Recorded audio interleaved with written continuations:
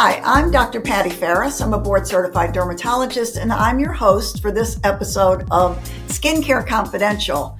If you're a returning listener, welcome back. And if you're new to Skincare Confidential, we are thrilled to have you here for what I know is going to be an amazing interview. Just as a reminder, Skincare Confidential is a podcast that I started with Dr. Ted Lane. Dr. Ted Lane and I are the co-founders and the co-directors of a skincare meeting called the Science of Skincare Summit. It's a meeting designed to teach healthcare professionals about the science behind topical skincare. And so we thought the podcast would be a great outreach to give our interested listeners a 360 view of the skincare industry. So join us at this year's summit on September 21st through the 23rd. And we're in Austin, Texas, which is an awesome place. And I'm so excited that my friend, Dr. Whitney Bowe, who I'm going to be speaking with today, is going to be joining us for the meeting. And we are so honored to have you coming. I'm super excited. I am so thrilled. Patty, you always, whenever you decide to, to put your finger on something or you decide to touch something, it always turns to gold. And I feel like this meeting has the most incredible reputation. And I saw the agenda and I said, how can I not come? And so I was just so excited to come as an attendee. And when I got your incredible invitation to actually, be able to speak and lecture, I jumped at the opportunity. I'm counting down the days. I can't wait to come. So I'm absolutely thrilled to just be a part of that. We're like I said, we're so honored to have you here. I normally do sort of a formal bio, but Whitney and I have known each other for a long time. I think I met you when you were shortly coming out of training. And everybody on the globe who's interested in skincare knows Dr. Whitney Bowe. And you probably know her from Good Morning America, from her appearances on other TV shows. She's also in the New York Times and the Wall Street Journal and all kinds of print as well as digital media. And the things that I know Whitney for, and this is what I want to talk about today, is her interest in the gut-skin connection. And we're going to talk about that. She then grew a monster social media group and literally has over 1 million followers. I think it's 1.3 million and counting.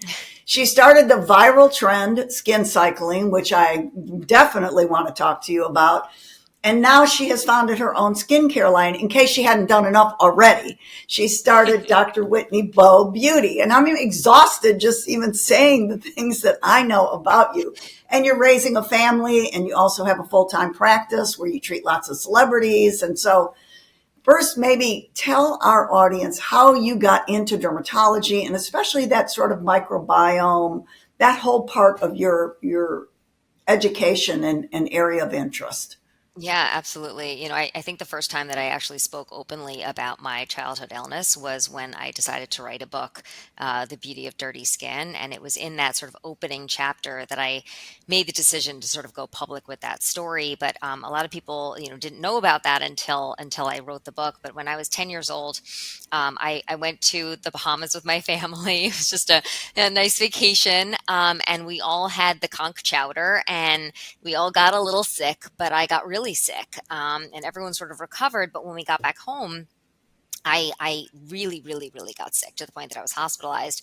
And the doctors who were treating me, they didn't know exactly what they were treating, but they assumed that it was a bacterial infection. And so, as you can imagine, they gave me broad spectrum antibiotic after broad spectrum antibiotic. And essentially what ended up happening was that it wasn't a bacterial infection. It was a parasite that I had gotten from the conch chowder. And because of the antibiotic therapy, because of that broad spectrum antibiotic therapy, I actually ended up getting a rip-roaring case of C. diff colitis, which for those of you guys who are listening, you might be aware that C. diff is when you basically kill off your healthy microbiome, like the good bugs in your gut. And so a bad bug can sort of overgrow. And that in that case, it's C. diff. And so in those days, there weren't many treatments for C. diff. And so, and I had a really, really bad case. And so I was in and out of the hospital that entire year, missed a ton of school. And, was honestly just fighting for my life. And I remember, just speaking to, actually, it was a resident. It was, it was a GI resident who the residents tend to have a little more time. She sat by my bed and she was trying to explain to me, in a 10-year-old like language, how there's good bugs and bad bugs, and they're constantly sort of fighting a little battle in our bodies. And, having that balance is so important. And I remember, just from that age, just wrapping my head around the fact that there was this balance, that there was this constant yin and yang, and this microbial balance that we had to maintain, and just how impactful the gut health was, and our gut microbiome was, in our overall health. And thank God, I did fight it off. I ended up recovering. It took some time, but I from that point forward, I just dedicated my life to not only being healthy, but sort of achieving optimal health, and thinking about the gut and how it's connected to everything that we do. I think probably the reason I was most drawn to dermatology is because my father was deaf. So I grew up in a home where we signed. We did use sign language. My mother was a sign language therapist. And so, he always taught me to see through a condition to the person behind the condition. And our home was very visual. Everything in whether we were signing or like just everything that we had, like hand painted rooms, and just everything was an emphasis on the visual. So, from a very young age, I always loved like looking at things and the way that things looked. And, I think combining my experience as a child, my, just fighting for my health, my experience with my family, and having that kind of empathy and focus on the visual, I sort of landed in the field of dermatology, and just completely fell madly in love with every aspect of it. The infectious disease side of it, the procedural side of it, Of course. the skin All of gut it. mind Perfect for you. connection, all of it. Well, talk a Yes. little bit about that, because you wrote some seminal papers on that. And I think that's a piece of you that maybe some people don't know, is you really, I think, paved the way. You wrote a great paper about acne. You've written about the whole importance of the gut brain skin Yeah, connection. well, when I was in training, we were taught that diet did not have much of an impact on your skin, and that was how I was taught, right? Absolutely. And our textbooks, our websites, if a patient comes to you and says, what I'm eating is affecting my skin, we were basically to dismiss that as myth, and oftentimes, write them a prescription Absolutely. for an antibiotic, or so it Do was the just kind wrong of ironic. thing. And exactly. So, Totally the wrong and thing. that was the scientific dogma, and it was based on a couple of papers that were published that, Yes. nowadays, if you sort of look back at kind of how they were published, I don't think they would have met today's standards for a peer-reviewed publication. But at the time, we only had like 2 or 3 papers really looking at chocolate and acne. There were like a couple of papers, and they said, and the Right. conclusion was diet has no impact on your skin.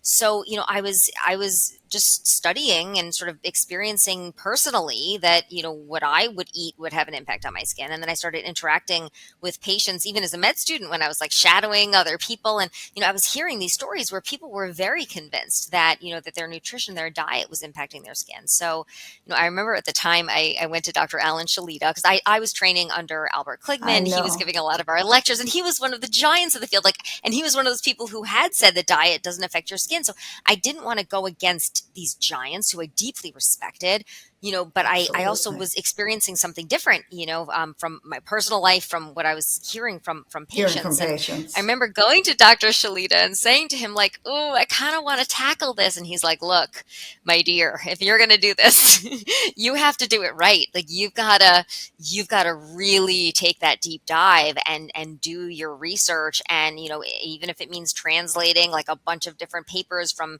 different languages, looking outside of the field of dermatology, like really diving in.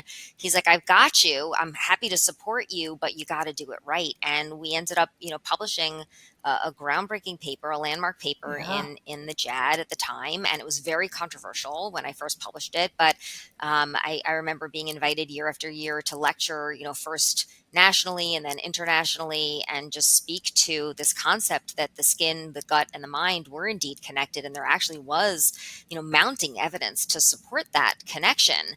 And at the beginning, I remember a lot of people were, were just skeptical, as doctors should Yeah. be, right? I feel like we're Yeah. all all trained to be very skeptical. And then the more I lectured, the more the line would go out the door, where people after the lecture would come and say, do you have a handout or something that I can use to counsel my like, I don't have time to dive into this with my patients, but I want them to have the take home messages that you covered today. And people were much more receptive, much more open-minded. More and more people and publications followed, and now all the textbooks and websites have been revised. And I was awarded a presidential citation for my work contributing to the field, and I was part of the acne guidelines session where we changed some of the guidelines just Change what was to in the start to guidelines. really to update. Yeah, and now it's amazing. I mean, I know you've interviewed amazing experts like Peter Leo, and there's Raja Oh yeah. Subramani. We have so many different incredible experts now who really are paving the way in what they're calling integrative dermatology.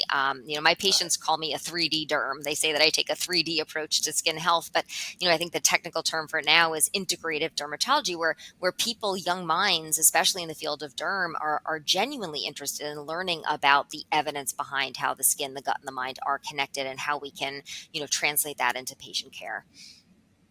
Yeah, and you're so right. It was groundbreaking at the time. I mean, I don't even remember what year it was. I remember Alan Shalita, who I adored, telling me about the paper and said, Patty, this is something you need to know about. It should be on your radar. You need to read about it, because I, much like you, was always interested in integrative approaches and I know. botanicals and all of those things that we know can help our patients, You've but are always not been a pioneer in a mainstream. lot of those. Exactly. But they Not weren't mainstream. They mainstream. weren't part of our curriculum. Nope. Tell me a little bit about the book, the consumer book, about the microbiome, and maybe what our Yeah. listeners might want to know. It was a great Yeah. read. So, well, I mean, writing a book, which it's a labor of Oh, love. boy, is it ever. It's a So, lot of it work. really it takes a tremendous amount of work, and Yep. and mine, I have hundreds of references in the back. Many of them are publications that I personally published, and then looking at other publications to really support. I think that there's a lot of information and a lot of theories out there about nutrition and stress and how it affects the skin, but I like to take a very evidence-based approach. Like, what's actually the data? What's the literature out there? So, in the book, I talk about things like dairy and how it affects the skin. And so, we know that things like skim milk and dairy milk can actually contribute to acne. Skim milk in Absolutely. particular, which is very interesting. But things like yogurt don't seem to have that same connection. And so we're thinking potentially the yogurt, it's maybe because it has those healthy probiotics in there. Right. And so I do go into prebiotics and probiotics and postbiotics in the book, and the concept of using them in your diet, using them in your skincare. And then, of course, also talking about things like a high glycemic index. There's beautiful clinical studies Yes. showing that if you can reduce the glycemic load or glycemic index of your diet, for example, going from things like, bagels and chips and cornflakes and pretzels and Sour Patch Kids and muffins, and swapping them out for things like quinoa and barley and oatmeal and sweet potato, other types of like lower glycemic index foods if you're craving carbs. And if you're not, then obviously, like, any kind of protein, any kind of vegetable is excellent for the skin. But if you can actually make that switch and cut out some of those high glycemic index foods, it can actually significantly impact the severity of your acne. And so, while when it For comes to sure. acne, acne So is hard. multifactorial. Yeah, It it's is there's a so lot hard going with our on. young And patients. So it's hard with it's the very young hard, patients. and It's it's not really hard. one thing that fixes everything, Right. right? Like, I feel like people want that one thing, and I'm always educating. In women, there's a hormonal component, there's also the stress component, there's also the dietary component. Do I think that cutting out one food from your diet is going to clear up your skin? No, but I do think that patients do make those connections and are recognizing that they want to sort of get to the root of. They don't just want a band-aid. They don't just want to put on a quick fix, and they don't want a quick prescription. They really want to think about, like, getting to the source, getting to the root, and thinking about long-term solutions that aren't going to potentially negatively impact their health in the long term, which, I think we're learning more and more that these long-term antibiotics, weren't the ideal solution, for the skin. No, Um, no. Guilty is charged. We all did it at we the all did it. time. Yep. It's unbelievable. But It now worked. yeah, it did work. It did work. It did work. But And now now it's there's so much unbelievable. resistance. I Now know. there's And there's now we use multi-drug them. resistant organisms, and Oh, it's barely working. And when we do work it, we yeah. have to use it, with it's just not, we're not living in the same landscape as we were, where these No, sort of magic no, bullets were very effective, right? But yeah, so now we absolutely. have to think about everything very differently now. Absolutely. Let's switch gear a little bit to skincare. So you've always been interested in skincare. You and I have been on lots of advisory boards together and spent time in boardrooms with researchers and formulators. And so tell us a little bit about that and then maybe transitioning into the skin cycling, because that's been so popular on social media. And I'm sure everybody listening to this podcast knows about skin cycling. How Yeah, did you yeah. get involved My in that? My practice is very procedural. It's very heavily aesthetic and cosmetic. Hmm. I was telling you before we started officially, the podcast. We were talking behind the scenes, but I have a pretty boutique practice. I treat a lot of TV personalities, Grammy award-winning musical artists, and I'm always either holding a syringe, a laser, a device. And of course, talking to people about their diet and their stress and taking that 3D approach. But one of the things that I was noticing was that a lot of my patients were asking about the skincare and what they were using in between appointments, how they could really Treatments. optimize Hmm. the procedures that we were doing, how we could space them out more, get more out of them. And I was noticing that so many of my patients were taking what I call a kitchen sink approach to their skincare. They were just mixing, matching, layering different products, and it was leading to a lot of irritation, and it wasn't really driving results. And so I started working with my patients and thinking, using my knowledge of skin biology, skin histology, and using my background in research, and just sort of understanding like how each one of these ingredients works in terms of mechanism of action, and thinking like what makes sense in terms of a more streamlined protocol that's going to be really effective but not going to be irritating. And so, I started cycling the different actives with my patients at night. At night, I would have people start off with an exfoliating product, which we know is going to dissolve away the uppermost layer of dead skin cells, sort of pave the way for enhanced penetration of the rest of your skincare routine.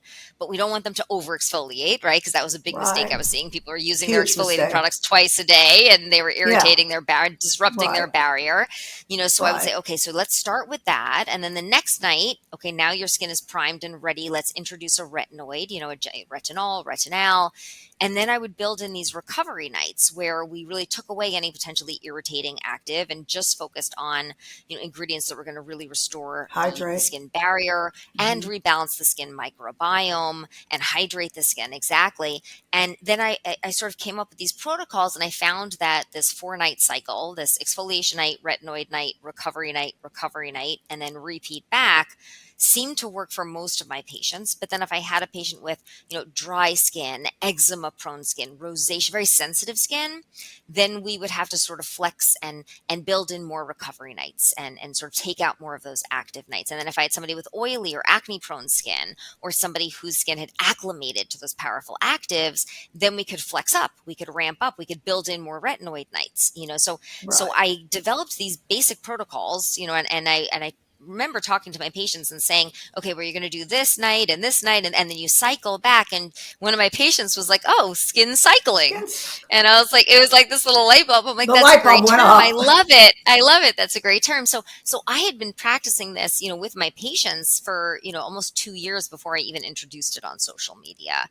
And when I did start, talking about it on social media, it developed this little like cult following of people who were starting to skin cycle, and they were following my protocols, and their skin just was transforming, and they were sharing their before and afters, and they were responding to me in DMs and direct messages and saying like, this has been game changing, like I've never seen results like this on my skin before, and you've got to talk to more people about this, like I just asking me all these questions about it.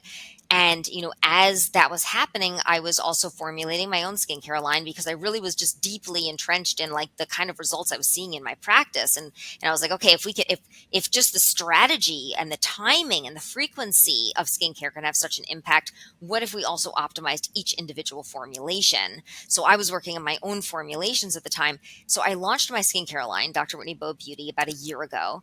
And then about 2 months later, skin cycling went mega viral. It literally took over the internet, where, now it has close to Absolutely. billion, the hashtag skin cycling is almost 4 billion views on TikTok. It was covered in the Wall Street Journal, the New York Times, the Washington Post, It's page 6. It was Good unbelievable. Morning America. And then Yeah. it became an international phenomenon where people, all, like dermatologists and experts in all different languages, were talking about skin cycling. And it exploded. And it was so funny because, here I am, I thought I had accomplished a lot in my career. But it wasn't until I got to the airport with my daughter and somebody came up to me and said, "Oh my God, you're Dr. Whitney Bowe. I follow your skin cycling method. I follow you on TikTok and it's changed my skin." And then my daughter looked at me and she was like, "Mom, you're legit." Like, finally, I had the Finally, you got respect some recognition. of my daughter, How, which was so funny that like it took TikTok, Whitney, right? To like how old is she? How old is she now? How old is your she's daughter? 11. She's 11. So Oh, it of was it was course. It's it's right it was there. literally one of those moments, Oh, like when mommy was verified on TikTok, like that. No matter, I had 40 peer-reviewed scientific publications, I had lectured yeah, internationally, I had a patent, I wrote a exactly. book, like mommy was on Good Morning America for 10 years, like none of that counted. But when mommy was on TikTok, a TikTok sensation, like, and was verified on TikTok, like all of a sudden my kid was like, "I'm actually going to listen to your advice over the Oh, YouTube that's people so telling me cute. what to That's do." such It a was cute adorable. story. It was Well, a I've moment of noticed greatness for even me. it's a validation. Finally, some validation, right? My kids never listen to me either. If it makes you feel any better, they were tanning when they were in high school. I'm like, you're really going to be tanning in our backyards? That's I so listened wrong. to you. My only formal media training came from you. Oh, You I taught wonder. I me. couldn't remember whether you took. You did take our I media took your training. course. I took Oh, your I course. love It was the that. only media people are like, "How did you learn about marketing and branding?" And I'm like, "Patty." Oh, I I took love that that. course. It was amazing. It was so It was a helpful. great So I course. The AAD did that for everybody, and that was an well, incredible you made course. it a great course, but it was a Thank you. I fantastic taught that course. for way too long, way too long. I taught that a long time, but it was so much fun. I didn't really want to Hey, give it look, up. And then I one day I lectured said on I had diet to. and acne for way too long. Like, how many times I'm like, "Oh my Yeah, God, I'm putting myself to sleep." I've given this lecture so I many know. times. I know. Sometimes you're like, I don't even want to hear myself talk. Can't somebody else talk about this? You know what I mean? It's Right. like it goes on Exactly. and on. But that's right. That media training course was fun. I It was mean, gold. everything has changed so much, though. Social media has changed It's everything. changed dramatically. Social media has completely changed the landscape. I just literally just a couple Skincare, of years especially. ago, my patients used to bring a magazine to they would bring Allure in style and they would say, Right. "Oh, Dr. Bowe, I saw you You're recommend in. this in the magazine." And now, and even TV, like TV appearances, broadcasts were so powerful. And nowadays people get so much of their news, so much of their advice through social media, and it's definitely become a lot more sort of uncurated, unfiltered, authentic, which quite honestly, like, I love, because when I first was, presenting as a professional on TV and really sort of developing my skill set, how to speak to the media, I had this sort of authoritative voice, this very matter of fact voice, very buttoned up, right? And Right. it wasn't until TikTok that I kind of like was able Let to your hair really down. just, yeah, I had so much fun. I mean, I'm not like a funny person per se. I'm not, you can ask my family, like, I'm not the jokester. I'm not like I don't dance. I'm not like the typical person on TikTok, but I did find that just the vibe there, like I could, film things that didn't have great lighting, that, I didn't have any kind of Right. fancy editing, and just sort of be a little more raw, a little more honest, a little more authentic, and be a little bit more of a straight shooter in that platform. And it resonated, and I was like, it was very freeing and really fun.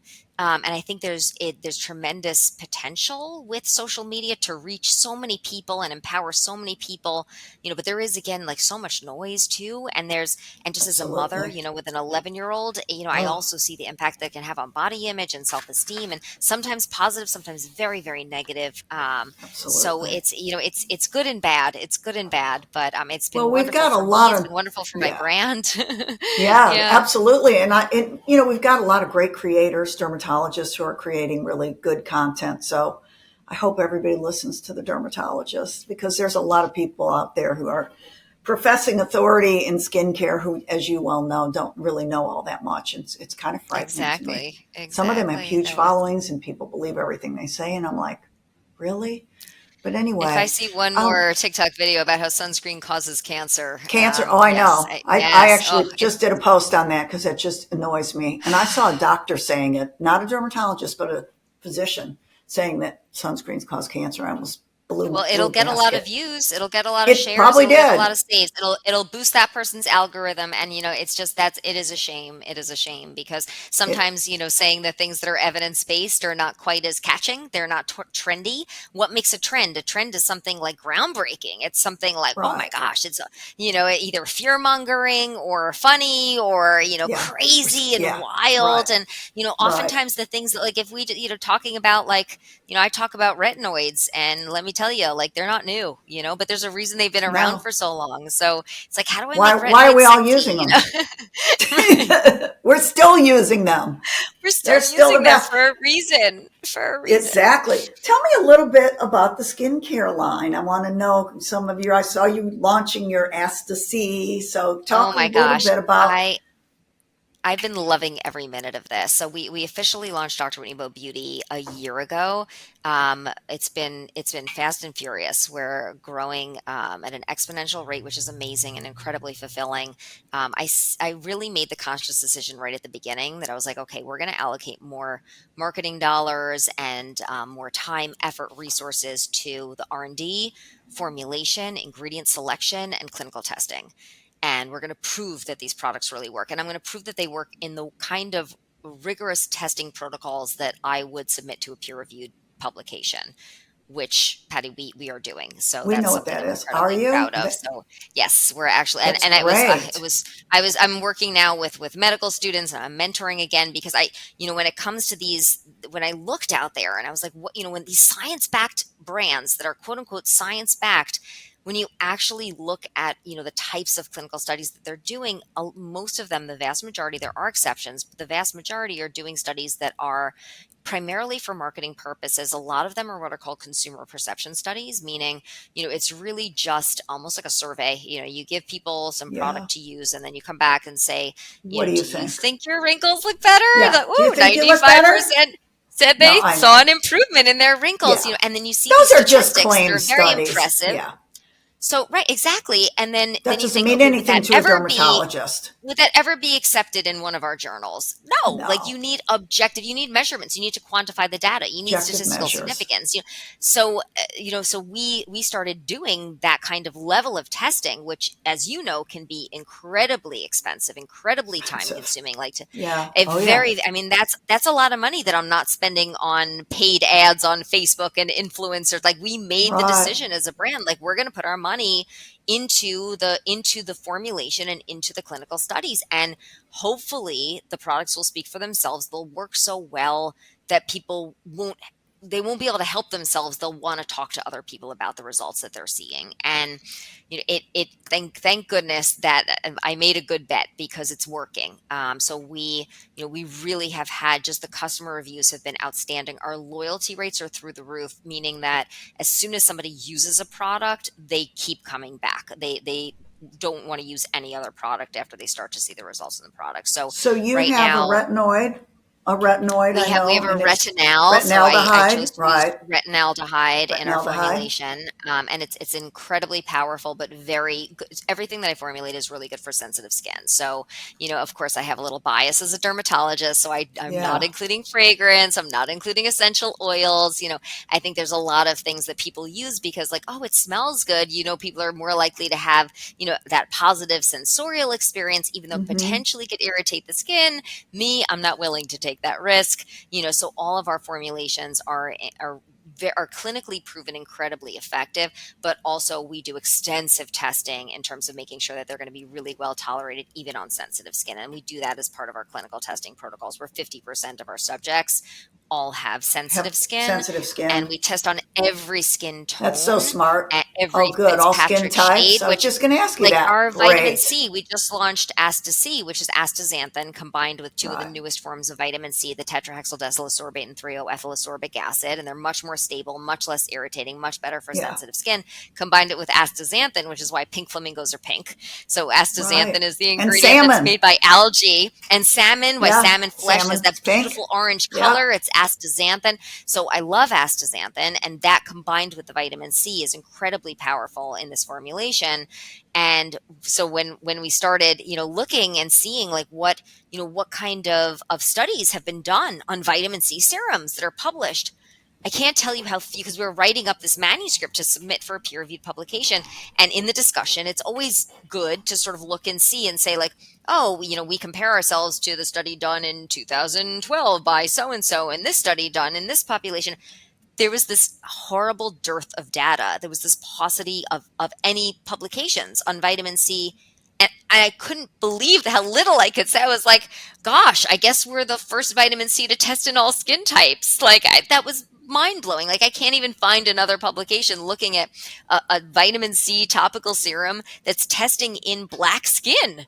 Like, I know. they're, That's so they're all interesting done you in say Fitzpatrick's that. type 1 and 2. Well, because they're usually looking at patients with photoaging and mottled Photo damage, hyperpigmentation. And so they fine look at lines and Caucasians wrinkles. only, but they They're going to forget get that the dark best skinned results. patients, yeah, of course, but the dark skinned patients get that hyperpigmentation. They have a totally different look, but they get photo damage Exactly. too. I'm writing a review Yes. paper as we speak, and it's already overdue, but I'm finishing it up this week on retinoids, the 10,000th one I've written. But I've been digging through the literature trying to find the studies on using retinoids for treating photoaging in all skin types. Very few and far between. I had to go to companies to get, find out where those papers were, but it's the same thing. We Right. need more studies, and probably everybody needs to know that it's a huge initiative right now through the Skin of Color Society, which Susan Taylor was on with me and talked about She's research wonderful. on darker skin. I know Susan's the best, but just we need more studies that are inclusive of all skin types. We So need good more for you studies, for doing period. On that. over the counter, Oh, non-prescription, we need more studies, period. Because absolutely. if people come to us as dermatologists and they want expert advice on skincare. What should I use for a cleanser? What should I use for a vitamin C? Which one should I use for my retinoid? What should I use for my moisturizer? And unfortunately, there's so little data. Like, we are evidence-based dermatologists. Like, we like to go to the Right. data and say, like, what's clinically proven to actually work. And if we don't even have that data, we don't even have those publications to go to, we're left saying, like, I don't know, this one smells good.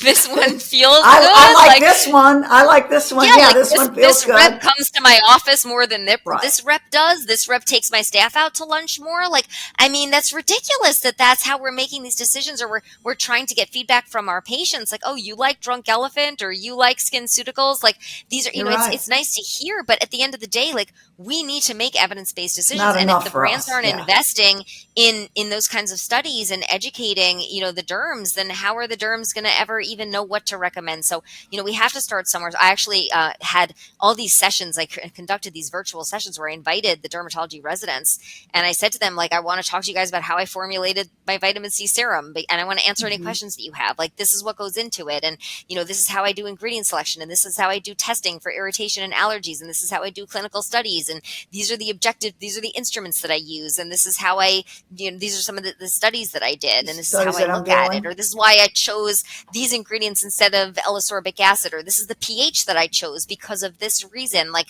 I skincare, even our dermatology residency, we don't cover skincare to the same extent. I mean, thank goodness you have a summit for it. No. You're meeting an Well, unmet need. But I it was feel like such we an should we unmet should need. be learning more and more about that. Like, that should be part of Yeah. our curriculum. We shouldn't have to learn about that once we're in practice. We are the No, I experts in mean, skin biology and skin histology. absolutely. I mean, it is one of the things that residency training programs fall down on, unfortunately. But, there's so much to teach. As I always say, you got to learn so many things. And I think a lot of program directors just don't quite know how to access that information. Sort of back to the studies. One of the things that I've been talking to some of the companies about, a lot of the companies do studies, but they don't do as good a job at getting them to us as they could. And so we've been talking about how to bridge that gap so the dermatologist can actually access the data. So like I said, when I'm writing the retinoid paper and I'm looking for skin of color studies, I couldn't find anything. I'm reaching out to all of our dermatology friends, all the girlfriends who know that literature like the back of their hands, and they're like, Patty, I don't know. But the companies actually did have some studies that they had done that were very inclusive, but they're just hard to access. So that's good for you for There's more bridging data the on gap there. More retinoids data. than vitamin C Oh, for I know. I've written sure. chapters on vitamin C. You don't have to tell me. I like ready to go. Whoa, that's so hard. It's really hard. It's a place where we have very little evidence by comparison. Sheldon Pinnell, of course, did all of the good work on vitamin C's Yeah. the early days, and if it wasn't for him, we probably wouldn't even be putting vitamin C in a bottle. I Right. mean, he That's did true. that groundbreaking research for that. And now, as you mentioned, we have tetrahexyldecyl, we have other forms of vitamin C. And the same is true of retinoids. There's a lot of new retinoids out there which have favorable tolerability profiles, but still give you that retinoid effect. So just like everything else, there's always an evolution. And it's up to us And as the packaging dermatologists has to also stay, evolved. oh, That changed was a big deal. everything. It took me a Yeah, year to find because I wanted an airless pump because I you wanted need an to airless maintain the pump. potency and stability, and I Right. wanted it to be refillable because I wanted it to be very You want to do sustainable and like better for the sustainability. Yeah. planet. And I wanted all the materials. I wanted the glass to be PIR, and I wanted the plastic to be PCR, and I wanted the refillable and airless, but also aesthetically. It was impossible to find the packaging. Like even those little details that people don't even really think about, those like that's I think combining the performance with, things that are really sustainable and patients and the customers love the refills. Like I mean, Yeah, that's a they huge deal do. because they're saving money and they know they're doing something good for the planet. So it's sort of a win-win. But even the packaging, especially for something like vitamin C, like it really matters.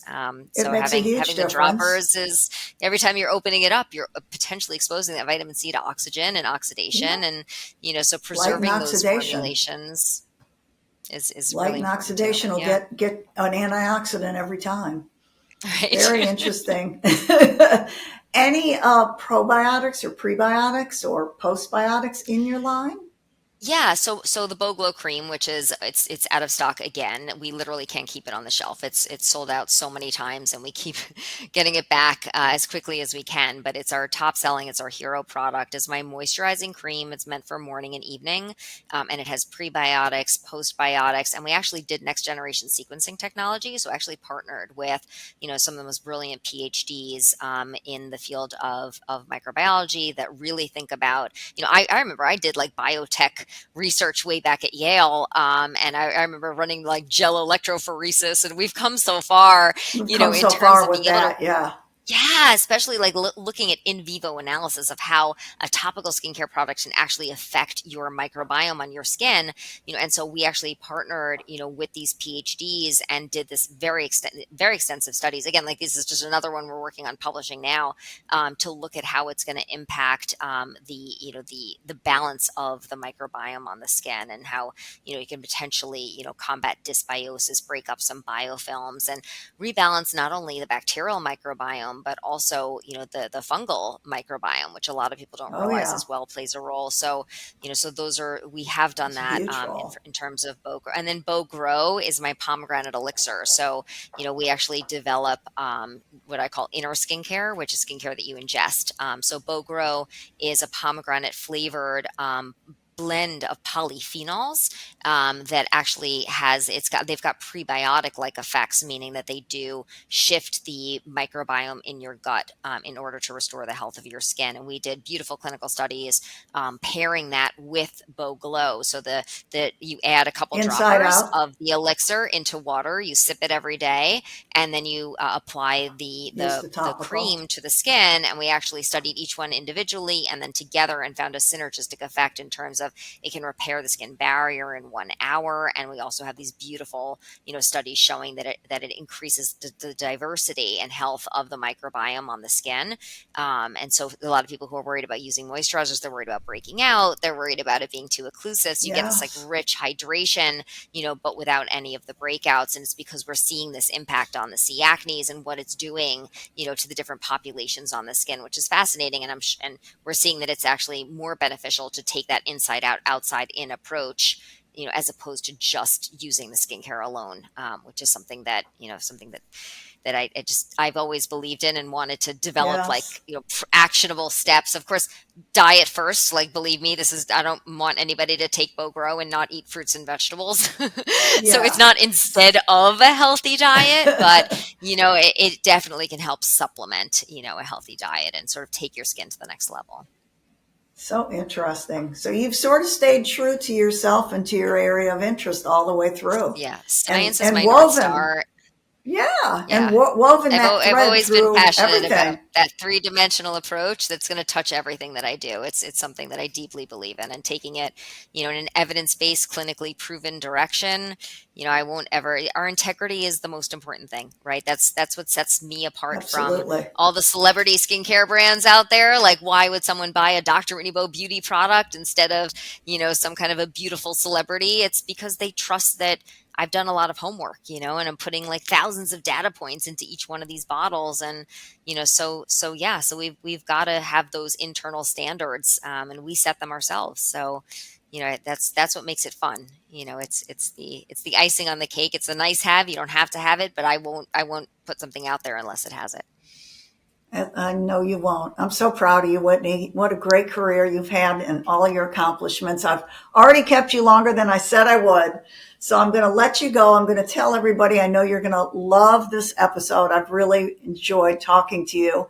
I hope for any of our listeners who are enjoying Skincare Confidential that they'll subscribe to our podcast and be able to hear incredible key opinion leaders like Dr. Whitney Bowe talk about the real science behind topical skincare. And this is what jazzes the both of us up. And I think where we bonded at some point was our interest in this. So everybody have a great day. Whitney, thank you so much for your time. I'm honored to have you, and I look forward to seeing you in Austin. Bring your cowboy boots. Can't wait to see you in person and give you a big hug.